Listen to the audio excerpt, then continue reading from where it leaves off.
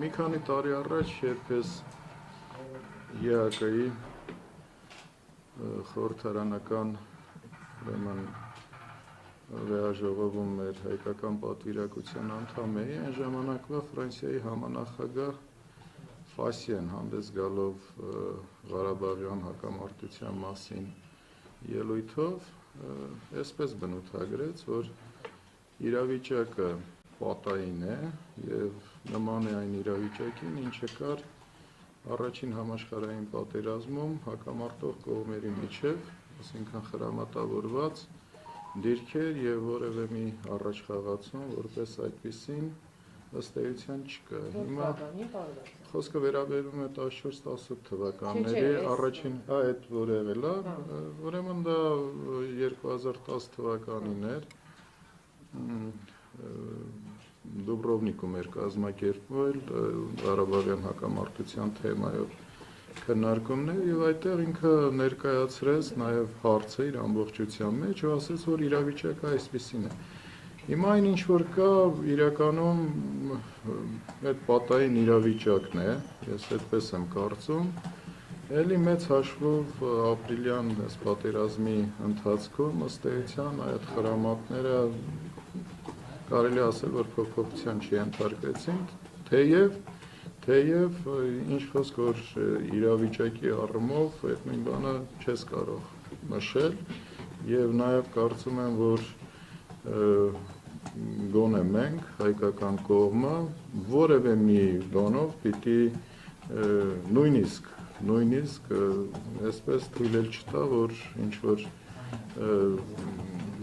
այսպիսի տպավորություն թողի, որ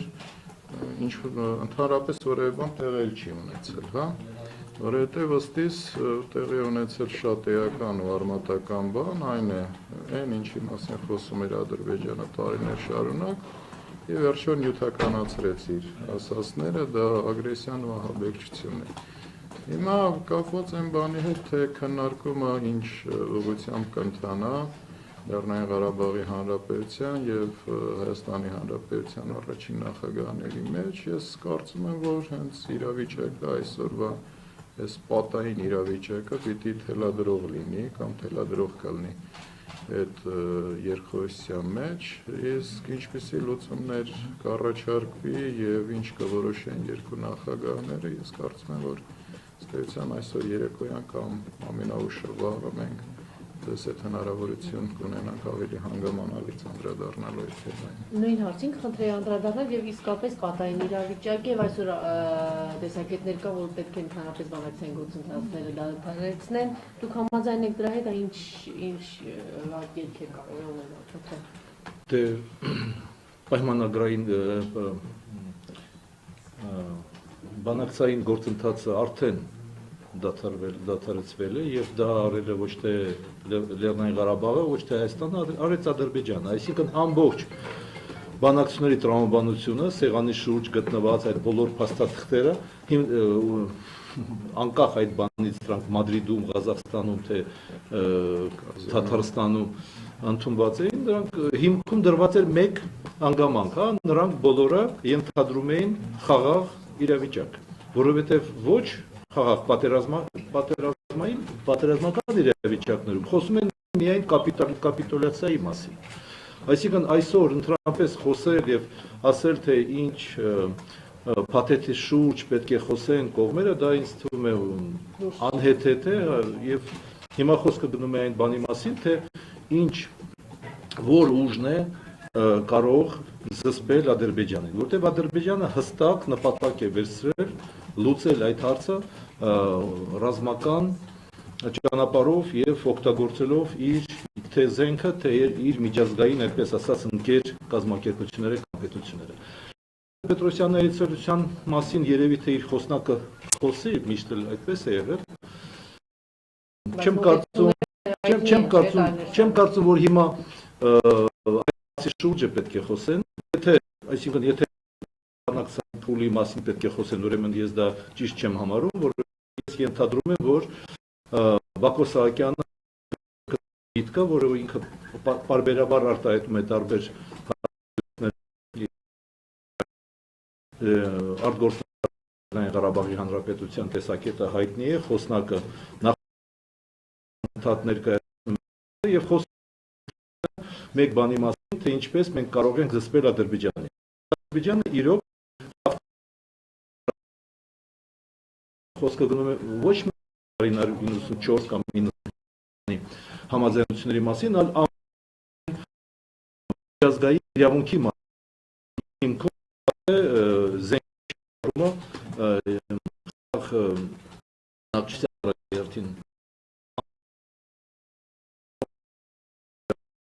կոնֆլիկտի լուծումը խաղաղություններով։ Սա է հիմնականը։ Եվ երևի մասին ավելի խորը խոսքը գնում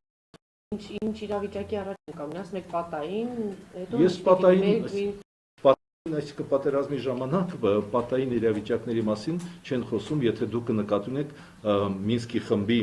բանակցությունների գործընթացը, որը նորից եմ կրկնում, ընդհատվել է, բայց այնտեղ կոնստրուկտիվ որոշ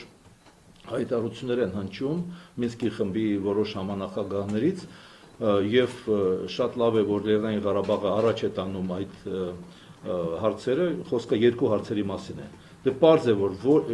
ցանկացած բանակցային փուլում, որը որ լինելու է ի վերջո, որտեղ այլ կերպ հնարավոր չէ լուծել որևէ կոնֆլիկտ, Լեռնային Ղարաբաղը պետք է ներկա լինի սեղանի շուրջ։ Դա շատ կարևոր է եւ ինչի մասին, որ Լեռնային Ղարաբաղը անընդհատ խոսում է։ Լևոն Տեր-Պետրոսյանը այդ հարցին կողմնակից է, որովհետև հենց իր օրոք Լեռնային Ղարաբաղը ակտիվ նստած էր սեղանի շուրջ եւ հենց Լեռնային Ղարաբաղի չհամաձայնվելու պատճառով էր, որ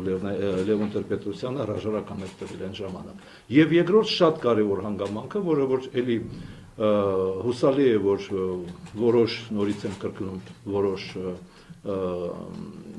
համանախագահներից կողմից հնչում է եւ Լեռնային Ղարաբաղը ընդհանուր շեշտում է, որ Մինսկի խումբը պետք է ստանա նոր մանդատ, խոսքը գնում է մոնիտորինգի մասին։ Ահա նայեք, այսօր ամբողջ աշխարհը, նույնիսկ մեր բարեկամ երկրները, նույնիսկ Ռուսաստանը, որը ամբողջ FSB-ով ներկա է այստեղ եւ ցանկացած զենքի տեղաշարժի մասին տեղյակ է, նույնիսկ Ռուսաստանը հայտարարում է, որ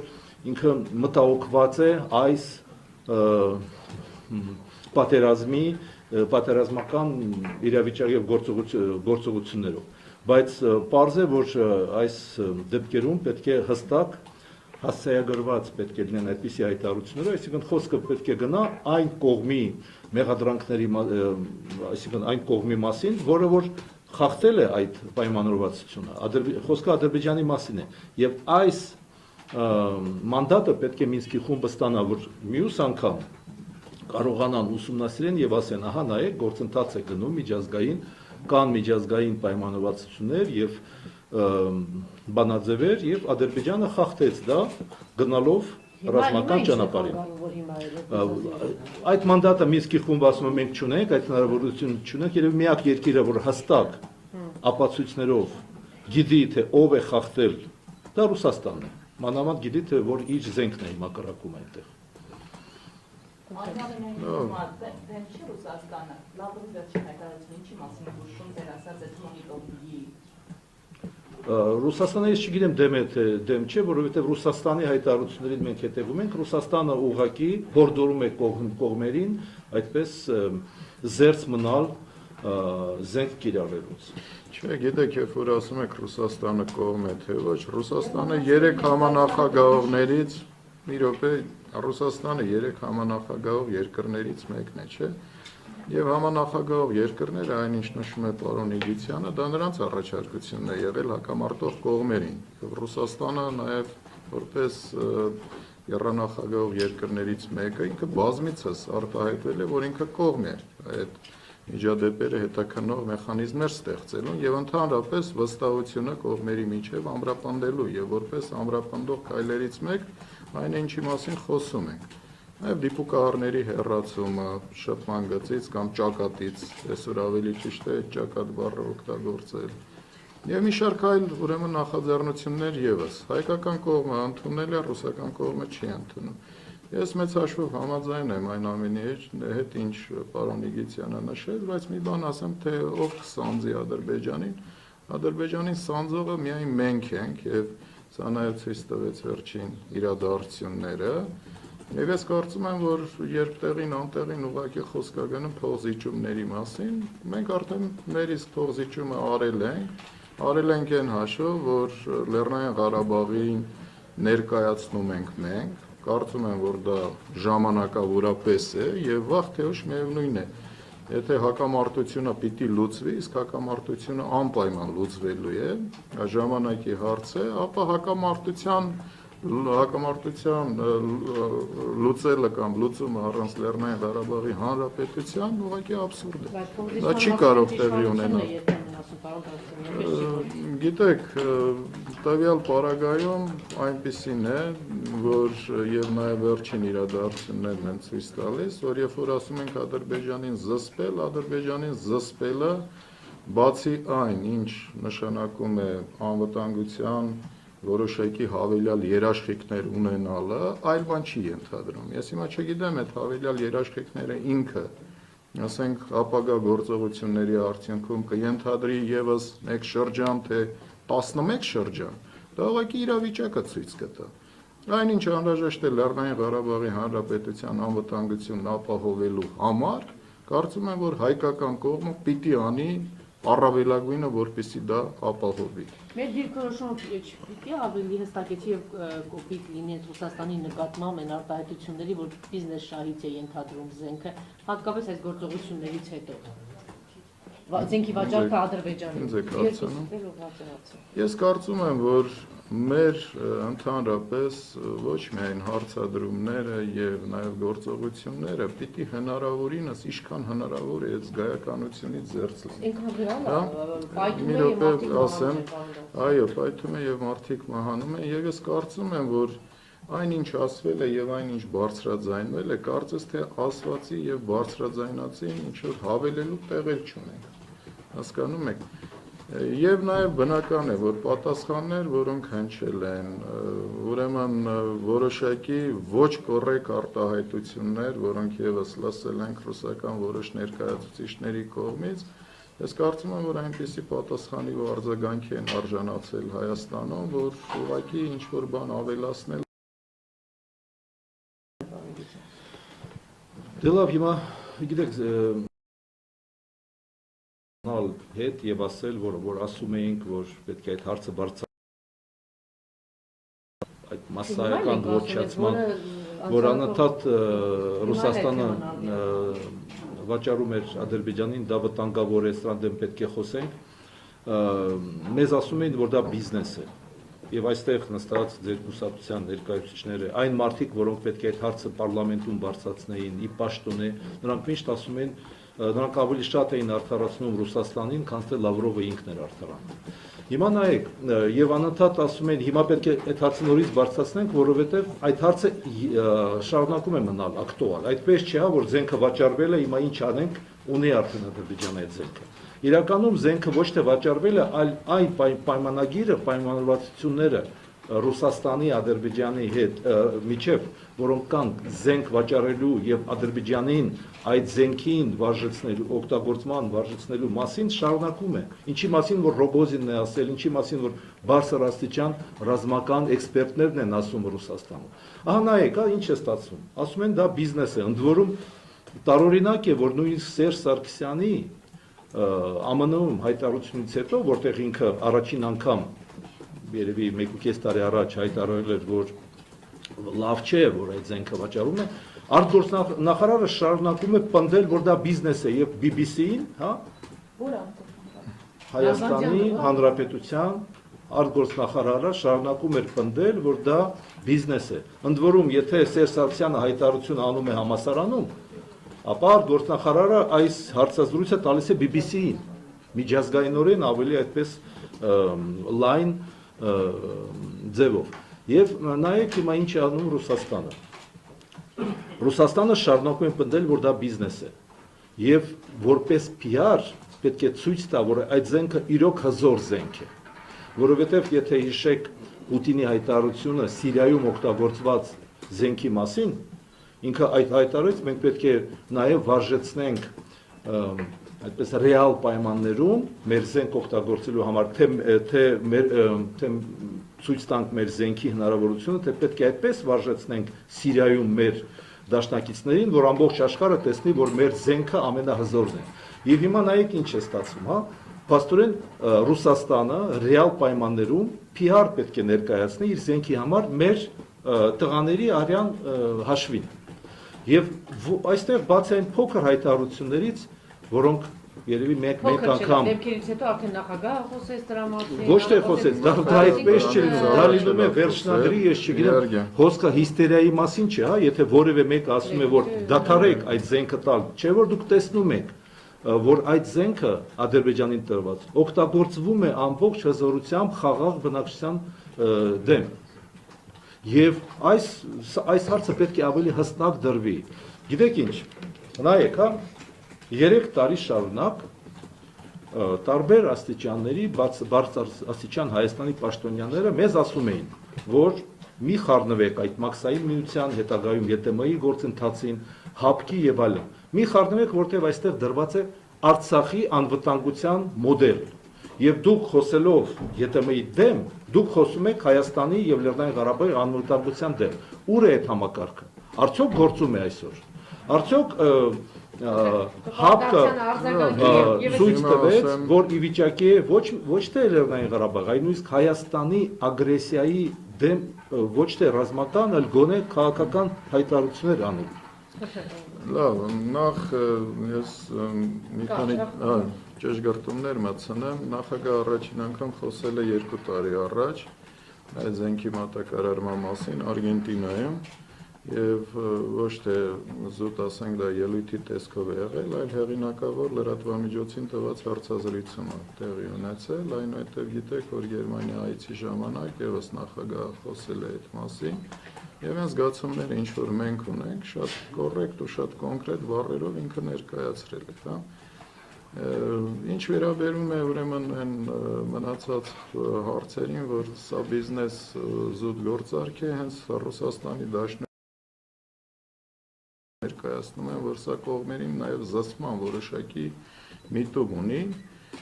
ինչը եւս իբերևս եղավ այդ ապրիլյան ինչպես ուրեմն անվանում է քառորյա պատերազմի ժամանակ։ Ինչևից է, կապված ՀԱՊԿ-ի հետ բազմիցս ասվել է, որ ՀԱՊԿ-ը դա արտաքին սահմանների ուրեմն խնդիր է լուծում եւ ավելի լավ, քան նույն ռուս Սալավիովը չի ներկայացրել, որ Հայաստանի Հանրապետությունը թե ինչպես է վերաբերում իր գործընկերային հարաբերություններին, որ մենք չենք դնում մեր գործընկերոջը վատ իրավիճակի մեջ, ճանաչելով Լեռնային Ղարաբաղ, այնուհետև նույն ուրեմն են շարժումը ինչ որ տեղի ունեցավ եւ քայլերը ինչ որ տեղի ունեցան Ղրիմի պարագայում, ինքը ներկայացնում է հնարավոր սցենարը, որ կարող էր այսպես լինել եւ բնական է, արդեն որպես Հայաստանի մաս եւ ՀԱՊԿ-ի անդամ Ռուսաստանը պարտավոր էր կատարելու իր պայմանագրային պարտավորությունները։ Եթե չկատարեր այս պարագայում, այդ արդեն իսկ կնշանակեր, որ ՀԱՊԿ-ը որպես այդպիսին գոյություն չի ունեն։ Բայց եկեք ես մի բայց ասեմ։ Ես կարծում եմ, որ շատ էլ ճիշտ է, որ այդ ամեն ինչը այդպես տեղի չի ունենում, որովհետև նախ մենք ինքներս պիտի մեզ պաշտպանենք, սա մեկ, մենք ունակ ենք մեզ պաշտպանելու եւ դա ցույց տվեց նաեւ հայ զինվորը։ Եվ երկրորդ, եթե մեր փոխարեն նույն ասենք մեր գործընկերները, ռուսները կամ չգիտեմ ղազախները մի պահ պատկերացրեք կռվում են, այդ պարագայում խոսում ենք պետություն,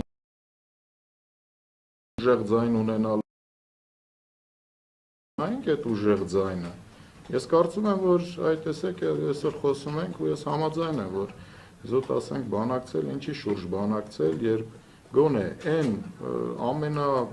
պարզունակ եւ ամենատրամաբանական հարցերը պիտի լուծված լինեն, չէ՞։ Եվ վերջո չի կարելի եւ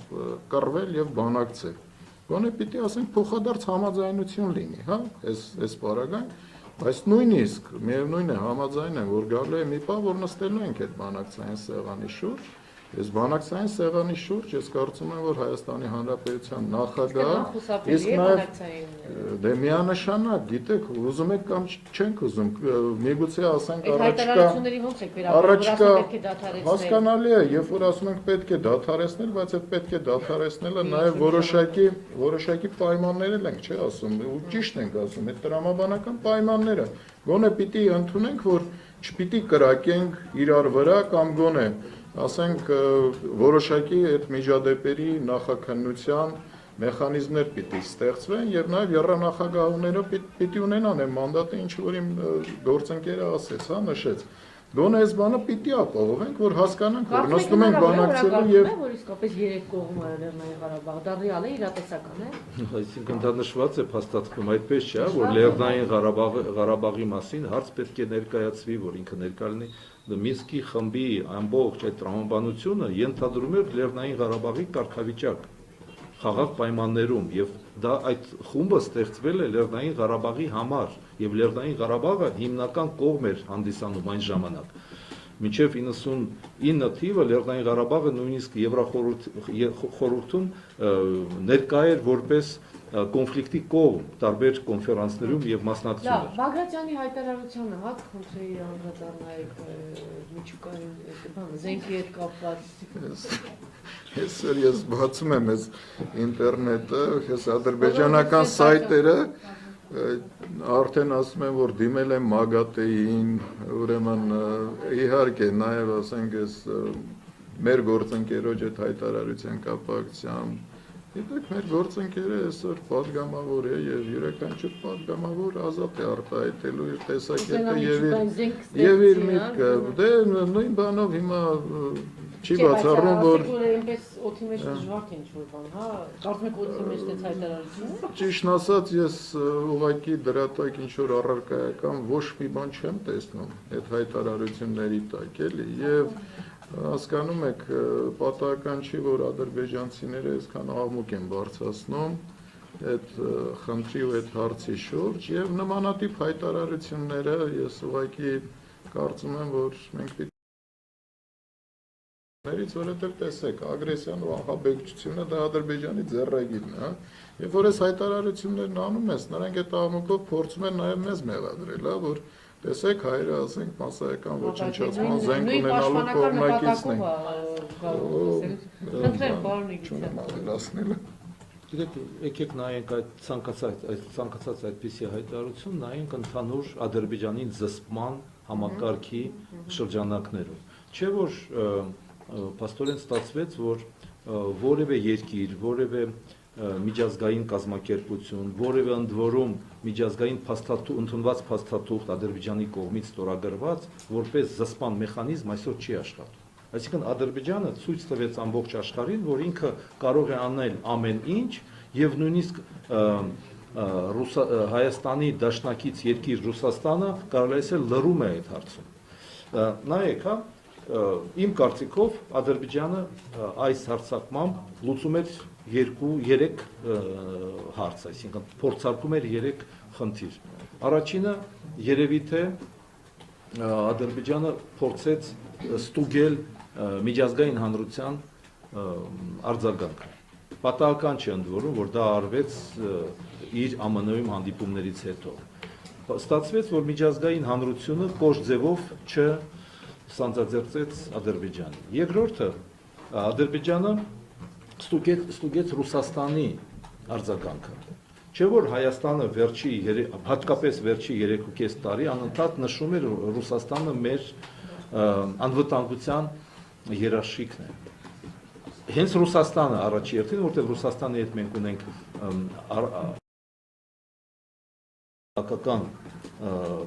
պայմանագիր,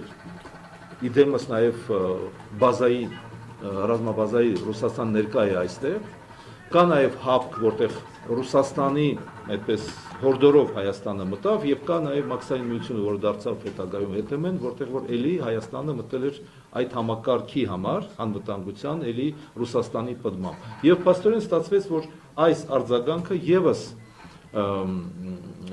խիստ չէր Ռուսաստանի կողմից։ Եվ երրորդը իհարկե Ադրբեջանը փորձեց ստուգել ռազմական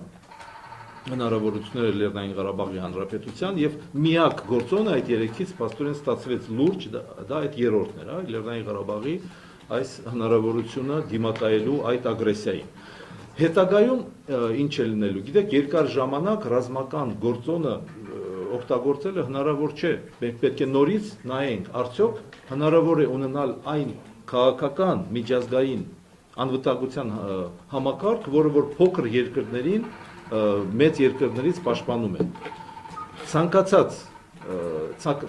համակարգ եւ այստեղ պետք է այլընտրանքային համակարգ լինի։ Ես հիմա չեմ առաջարկում կտրուկ քայլեր անել, դուք գրում եք եւ կարդում եք տարբեր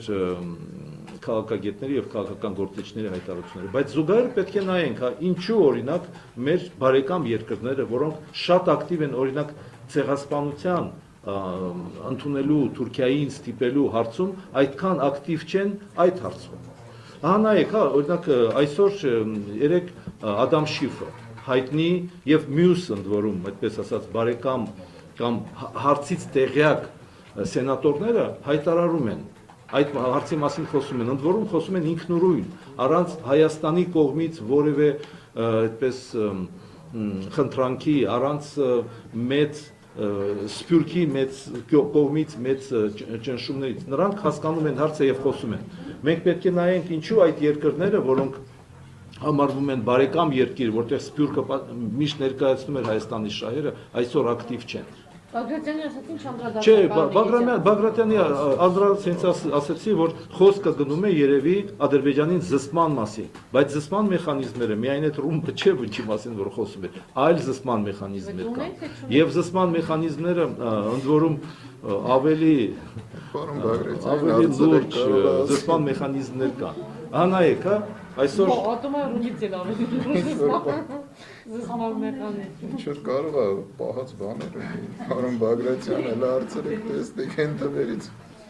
Անցնենք հարցեր, ավնեք։ Այսօր արդեն Ադրբեջանը պաշտոնապես հայտարարում է տեղաշարժի եւ զինատեսակների նոր կուտակումների մասին։ Երեկվանից, հա։ Երեք գիշերվանից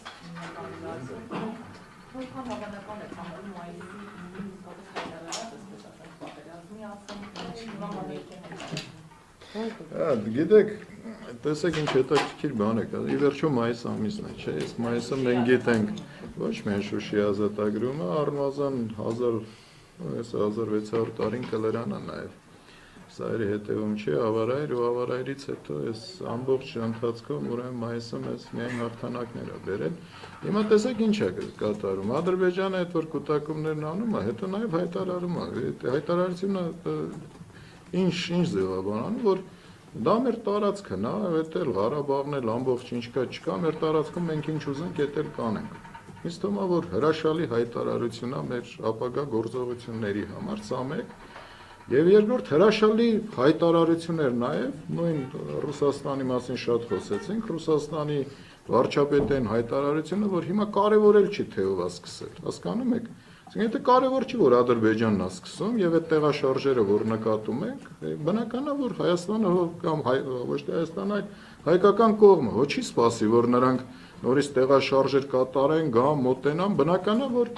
այս պարագայում պիտի ոչնչացնեն սենց ադրբեջանական, այսօր դեռևս ադրբեջանական, ուրեմն տարածքում, հա, եւ սա թե ինչի կհանգեցնի, ես ինքս կասկածանք չունեմ, որ գիտեք, որ առաջիկայում նաև Լեռնային Ղարաբաղի Հանրապետության սահմանադրությունը պիտի փոխվի, սահմանադրությամբ են 12000 քառակուսի կիլոմետրը, ինչ որ կա, դա ամրագրված է որպես Լեռնային Ղարաբաղի Հանրապետություն։ Եվ սա ուղղակի հնարավորություն կընձեռի, որ այդ 12000-ը դառնա 20-25 կամ 30000, հասկանում եք։ Հրաշալի ուղղակի շանս է նաև։ Մանավանդ այդ հայտարարությունների ֆոնին, մանավանդ այն ամեն ինչի ֆոնին, ինչ որ ապրիլի մենք տեսանք եւ տեսանք, որ հասարակականություն ընդհանրապես գոյություն չունի։ Եթե այստեղ մենակ ուժը պիտի խոսա եւ ուժը պիտի զսպի, ապա կարծում եմ, որ որևիցե մեկը այս սրահում նստածներից կասկածանք չունի, որ մենք պատրաստ ենք ոչ թե համարժեք, այլ տվյալ պարագայում նաեւ անհամարժեք է ուժ գործածելու, որպեսզի ի վերջո Լեռնային Ղարաբաղի Հանրապետությունը ունենա այն անվտանգությունը, նաեւ բնակչությունը, ինչին որ ձգտում ենք։ Այսքանը։ Գիտեք, իհարկե լավ է, որ մամուլում կամ տարբեր հայտարարություններ կան, որ մեր տղաները մինչև վերջ կկանգնեն, կզսպեն, որ Ադրբեջանին չի հաջողվի գրավել հայկական հողերը կամ կոտրել հայկական ոգին եւ այլն։ Դա կարեւոր է եւ պետք է արվի եւ արվում է։ Եվ ես միանում եմ այդ բոլոր հայտարարություններին։ Բայց մենք նաեւ որպես քաղաքական գործիչներս կամ ենթադրենք իշխանության գտնվող մարդիկ պետք է ուրիշ այլ բաներ էլ անեն, այսինքն նայեք, հա, ինչ է նշանակում կուտակումներ, ինչ է նշանակում Ադրբեջանի հայտարարություններ ռազմատենչ, ինչ է նշանակում, որ Ռուսաստանը հայտարարում է, որ մենք կշարունակենք հայդեմս Ռագոզինը եկեք Սոլովյովների, Կիսելովների, Մամոնտովների մասին չխոսենք, մեկը մեզ սիրում է, մեկը մեզ չի սիրում, ինչ կապ ունի, ինչ նշանակություն ունի։ Կա կոնկրետ պատասխանատու մարդ, որը որ փող վարչապետ է, այդ գործով, զենքի գործով, դա Ռոգոզինի մասին է խոսքը, որը հայտարարում է, որ որևէ կապ չունի, թե Ադրբեջանը օգտագործում է մեր զենքը Հայաստանի դեմ։ Մենք շարունակելու ենք այդ process-ը։ Եվ process-ի շարունակման մեջ կա նաև վարժեցման գործընթացը։ Ադրբեջանը իրոք չի կարողանում պատշաճ ձևով օգտագործել այդ զենքը։ Չգիտեմ, այդպես չի արել, որ իրանց խելքը երիկում է թե չի երիկում, այդ զենքը իրոք լուրջ զենք է։ Եվ Ռուսաստանը շարունակում է այդ գործընթացը։ Մենք պետք է դիմենք Ռուսաստանին, պահանջենք, այսինքն դուք պետք է նաև պարլամենտական ձեր հնարավորությունները օգտագործեք։ Ի վերջո, պարլամենտում կա նաև հայ-ռուսական այդ բարեկամության խումբը, կամ գնացեք դեպուտատներով այդ սենատորների մոտ, ռուսական դումայի պատգամավորների մոտ եւ ասեք, գիտեք ինչ, այս գործընթացում մենք պահանջում ենք, որ այդ ուսուցման գործընթացը, որ դուք հիմա շարունակում եք անել Ադրբեջանում, դադարեցրեք։ Հա նայեք, Ադրբեջանը պարզ ասում է, որ մեզ մոտ այսօր գործում են 5 ինստրուկտորային խումբ։ Թուրքիան դե պարզ է, հա, Թուրքիան միշտ այնտեղ գտնվել է եւ շարունակում է գտնվել։ Իսրայելականը կա, Հարավ Աֆրիկյան Հանրապետությունը կա, որոշ այդ չինական եւ այլն եւ ռուսական։ Ռուսաստանի վարժեցնող ինստրուկտորները շարունակում են վարժեցնել, օգտագործել այդպիսի մասսայական ոչնչացման զենքեր, ինչպիսի Սմերչն է օրինակ, Սոլցեպյոկը եւ այլ նոր տանկերը, որոնք միայն քշել գիտեն ադրբեջանցիները առայժմ։ Բացի նրանից, այս գործընթացը շարունակում է, չէ՞ որ այդ զենքը կրակում է եւ զենքին անհրաժեշտ են այդ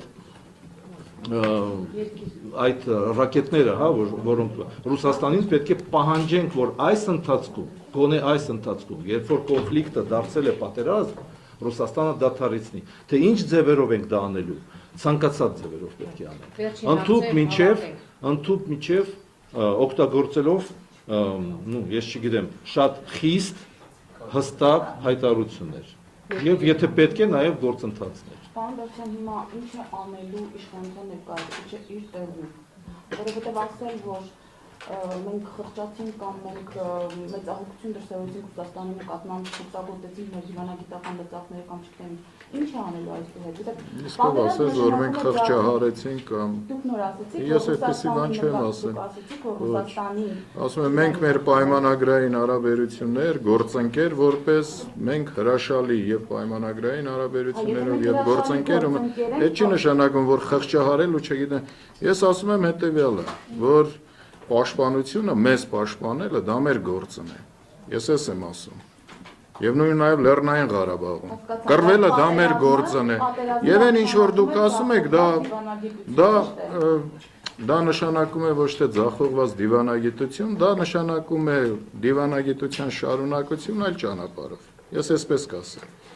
Հասկանում եք։ Եվ եթե ինչ որ ասում եք պատերազմը երկու կողմերի միջև է տեղի ունենում, չէ՞։ Նույն այդ դիվանագիտության ձախողումը կարող եք նաև ներկայացնել Ադրբեջանին, հասկանում եք։ Հիմա ինչ է անելու իշխանությունը։ Իշխանությունը ունի, որ պատերազմը շարունակի։ Լծակը մեկն է։ Պիտի ուժեղ լինես։ Պիտի այնքան ուժեղ լինես, որ հարկադրես քո հակառակորդին, հակառակորդ, որը ուժի լեզվից բացի այլ բան չի հասկանում, որ նրան հարկադրես խաղաղության։ Ուրիշ որևէ լծակ չկա։ Կարողանալու է կապակցել, որ ուժեղ են, տևական պատերազմի։ Գիտեք, ոչ միայն դուք, այլ նաև դուք, բոլորս միասին պիտի ապացուցենք դա, այն ինչ որ տեղի ունեցավ, ես մի առիթով ասել եմ, հիմա էլ ասեմ։ Ես կարծում եմ, որ նախ իր վրա դրած պարտականությունը հրաշալի կատարեց մեր բանակը, Եվ երկրորդ ուղղակի սա մի ընդունեք, որ լրագրողների հետ եմ հանդիպում, ես հետևում էի նաև թե ինչ են ուրեմն գրում ադրբեջանական այդ լրատվամիջոցները, ես կարծում եմ, որ մեր լրատվամիջոցները շատ լավ են աշխատել այս ընթացքում։ Այսօր էլ շարունակվում է այդ աշխատանքը։ Որովհետև գիտեք, կարծում եմ, որ բոլորդ հետևում եք, չէ, իրանք ինչ են գրում։ Նրանք գրելու բան էլ չունեն։ Հնարավորինս վերցնում են ուրեմն մեր լրատվամիջոցներից նյութեր, թարգմանում, տեղադրում, իսկ այնուհետև մեկնաբանում այն տեսքով, ինչ որ իրենց փաստորեն ձեռք է տալիս։ Այսինքն իրանց ամբողջ այդ լրատվական դաշտը տպավորությունն այնպեսին է, որ հրահանգվելով մի կետից, ըստ էության որևէ մի կերպ կամ շատ քիչ օգտակար գործողության գործակցով ուրեմն աջակցում է այդ պետությանը։ Օրինակ Իրանի հետ կապված մենք կարող ենք դա որպես լրտավ այլընտրանք դիվանագիծ, ինչու չի արվում որևէ քայլ։ Ինչու է լուրջ դիվանագիծն այս աստիճանի։ Իրանի հետ ինչ եք պատկերացնում, ինչ պիտի անի, որ չի արվում։ Այն երբ որ ասում եք, իսկ ինձ թվում է Իրանի հետ արվում է այն, ինչ որ պիտի արվի, Իրանը արևելյան, իմաստուն, հազարամյակների պատմություն ունեցող պետություն է եւ պատահական չէ, որ Իրանի հետ հարաբերությունները նույն արևմուտքի կամ Ռուսաստանի Դաշնության հետ բավականին դանդաղ քայլերով են առաջ գնում։ Եվ ես չեմ պատկերացնում, թե Հայաստանը այս պարագայում, երբ Իրանը, Իրանի Իսլամական Հանրապետությունը հենց Ղարաբաղյան հակամարտության առաջին իսկ օրերից իր շատ հստակ դիրքորոշումը ունի այս հարցում եւ այդ դիրքորոշումը որևէ մի կերպ չի փոխվել, փոփոխության չի ենթարկվել։ Իսկ կարծում եմ, որ այդ դիրքորոշումը մեծ հաշվով դա չասեմ հայանպաստ, որ տարածաշրջանում երկարատև խաղաղություն լինի։ Գիտեք դիվանագետների մասին։ Նախ առաջինը պետք է հստակ հասկանալ, որ եղել է Հայաստանի այդպես ռազմաքաղաքական դոկտրին, ինչին որ հետևում են բոլորը, իսկ այդ դոկտրինի մեջ գերեշխողը Ռուսաստանն էր։ Ես գտնում եմ, որ որոշ քաղաքական գործիչներ այդ հայտարարությունը պետք է անեին, որ մենք սխալվել ենք այդ հարցում, ընդունելով ԵՏՄ-ն որպես Արցախի անվտանգության երաշխիք, ինչի մասին որ այստեղ խոսում են ձեր գործընկերները, հենց այստեղ Հայելի ակումբում ասում են այն ժամանակ, որ Սերժ Սարգսյանը բացի Մաքսային միությունից 5 րոպե շշուկով ինչ որ Պուտինի հետ պայմանավորվել են անվտանգության համակարգի մասին։ Ուզում եք հանեք այս բոլոր արխիվներում կա։ Ահա նայեք, այս առաջինը սա պետք է արվի։ Երկրորդը, նույնիսկ այդ դոկտրինի ունենալու դեպքում պետք է հասկանանք, որ Ռուսաստանի հետ խցնանք որպես գործոն չի գործում։ Գիտեք, նայեք, հա, Ադրբեջանը մակում Ռուսաստանի դեմ է քվեարկում։ Հայաստանը Զիմբաբվեի, Սուդանի, Սիրիայի եւ որոշ եւս մի քանի երկրների հետ միասին ռիսկի դնելով իր համբավը կանգնում է Ռուսաստանի կողքը եւ ամբողջ աշխարհի դեմ է գնում Ռուսաստանի իզոլյացիայի մեջ։ Ադրբեջանը Ռուսաստանի դեմ է քվեարկում։ Նրանից հետո Ռուսաստանը գնում է Ադրբեջանին իր սիրիաշահելու համար։ Նայեք, հա, 2 տարի առաջ, երբ որ երկարացնում եք ռազմական բազայի ժամկետը, չդադարեցրած ժամկետը, ես այն ժամանակ ասում էի, պետք չէ դա անել։ Թող ժամանակը գա, մենք ժամանակին քննարկենք այդ հարցը։ Գիտեք, որ բազայի, եթե չերկարացնեիք մինչև 49 թվը, դուք հաստատ կողմ եք քվեարկել բոլորը։ Այդ հարցը պետք է մյուս տարի քննարկվեր, հիմա պետք է քննարկվեր երկարաձգվելու, որովհետև ժամկետը ավարտվում էր 17-18 թվականին։ Դա եւս գործոն կլներ, գիտեք ինչ, Ռուսաստանը պետք է ամեն օր ապացուցեր, որ ինքը մեր դաշնակից երկիրն է։ Եվ այդ լծակները մենք բոլորը տվել ենք արդեն Ռուսաստանին։ Կառնենք հավերժ, հա, այդ ամբողջը ռազմական շատ կարևոր մի հարց, որի պետք է անպայման բարձրացնենք։ Ցավոք Ռուսաստանի հետ ռազմական մեր համագործակցությունը եւս ենթադրում է մենաշնոր Ռուսաստանից եւ նույնիսկ այդպիսի մի բան է լինում, հա, եթե Ռուսաստանը զենքը տալիս Ադրբեջանին, դա բիզնես է, իսկ եթե մենք փորձում ենք այդ զենքի դեմ ռադար առնենք, օրինակ Իսրայելից, Ռուսաստանը ասում է, չէ, դուք պարտավոր եք խուսափել այլ երկրների հետ ռազմական համագործակցությունից։ Ինչու ռադարը կա այդպիսի բան, որովհետև կա այդպիսի բան, Կա այդպիսի բան, որ որևէ երկրի ռազմական ինստրուկտորը իրավունք չունի Հայաստանում ուսուցումը կատարել մեր բանակի բացի Ռուսաստանից։ Ճիշտ ասած, ես չգիտեմ այդ պարոն Իգիթյան, թե որ փաստաթղթերի վրա եք հավանում, երբ որ հայտարարությունն ենք անում, ռազմական չէ, բայց մենք ըստ էության ուրեմն մեր ռազմա տեխնիկական սարքավորումներ, զենք մնացած ամեն ինչ գնում ենք ոչ միայն Ռուսաստանից, թեկուզ Ռուսաստանը բնական է, որ այստեղ բավականին մեծ տեսակարար Ռուսաստանից չեն գնում, եւ զենքը չեն գնում հիմա։ Դե գիտեք նաև, որ նույն Չինաստանից են գնում, նույն իսրայելական արտադրության որոշակի սարքավորումներ եւս ունենք։ Ես անկախ ամեն ինչից ինձ մասնագետ չեմ համարում այս ոլորտում, բայց այնպես էլ չէ, էլի որ այն ինչ որ ներկայացնում եք, ուրեմն ինչ է ստացվում, որ այդ ռազմաբազան, որը որ տեղակայված է, սա միայն Ռուսաստանին է պետք եւ ամբողջովին ուղղված է Հայաստանի դեմ, մենք էլ այս բանը ընդունելով ու հասկանալով գնացել ու երկարացրել ենք։ Դա նախ եւ առաջ, որովհետեւ մեզ է անհրաժեշտ, որովհետեւ մենք ունենք Թուրքիայի նման հարևան եւ ես կարծում եմ, որ Թուրքիայի նման ուրեմն հարևանը, դա իմ կարծիքն եմ, ես ասում, Թուրքիայի նման հարևանին ուրեմն սանձերը քաշելու թիվ 1 ուղղակի բանը անվտանգության երաշխիքը դա հենց այդ ռազմաբազան է ու այն պայմանագիրն է, որը որ դուք նշեցիք ու ասեցիք, ինչու եմ ես նման եզրակայություն կատարում, բացի այն ինչ որ պատմությունն ապացուցել, նաև այս վերջին այս քառօրյա պատերազմը, երբ միակ երկիրը, որը անվերապահորեն կանգնեց Ադրբեջանի կողմին ու ասեց, ես քո կողքին եմ, ինչ ուզում ես արա, միևնույն է ինչ էլ անես, ուրեմն իմացի, որ համարյա որ ես էլ եմ այդ նույնը անում, հա, իմ անունից է Թուրքիան էր։ Թուրքիայից բացի ուրիշ երկիր չկա։ Եվ այս պարագայում ասել, ուրեմն այս ռազմաբազան որպես զուտ միայն Ռուսաստանի ուրեմն շահեր